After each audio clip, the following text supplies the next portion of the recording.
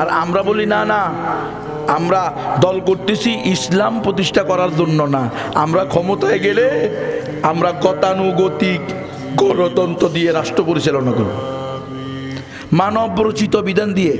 আর যারা এটা বলতেছি না, তারা বলতেছি আমরা ইনসাফ ভিত্তিক রাষ্ট্র প্রতিষ্ঠা করব। কিরে ভাই, আপনি ইসলামী দল করেন, আপনি ইনসাফ ভিত্তিক অনকা, আপনি বলেন আমরা ইসলামী দল করি, আমরা ক্ষমতায় গেলে ইসলামী রাষ্ট্র প্রতিষ্ঠা করব। কথা বুঝেন না মনে হয় আপনারা? আচ্ছা, ইসলামের ভিতরে ইনসাফ আছে না নাই? ইসলামের ভিতরে ইনসাফ আছে না নাই?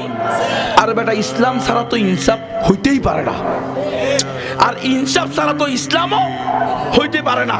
কিন্তু ইনসাফ শব্দের মধ্যে ইসলাম থাকা জরুরি না। উদাহরণস্বরূপ, বাবার সন্তান ছেলে এবং মেয়ে দুইজনে সমান পাবে, এটা হলো ইনসাফ, মাগার ইসলাম না। কথা হয় না রে?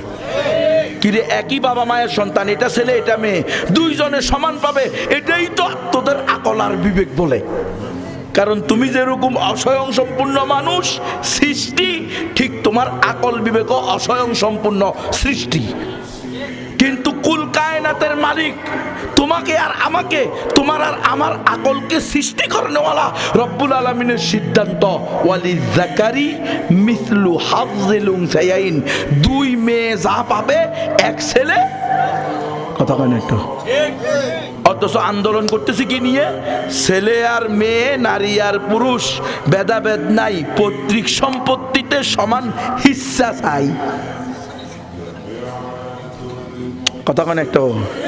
ওরে আপনার, ওরে যে শুরু হয়েছে এটা নিয়ে আন্দোলন, আপনারা মনে করিয়েন না এরা ইনসাফ দ্বারা এটা বুঝায়, এরা ইনসাফ দ্বারা কোরআন সুন্নাহ বোঝে না। তাহলে আপনি ইনসাফ আপনার কাছে মনে হয়েছে ইনসাফ হলো মেয়েরা যেরকম ফুটবল খেলে, ছেলেরা যেরকম ফুটবল খেলে, ক্রিকেট খেলে, মেয়েরাও সেরকম ফুটবল খেলবে, ক্রিকেট খেলবে। ছেলে মেয়ে ভেদাভেদ নাই, সবার জন্য খেলা চাই।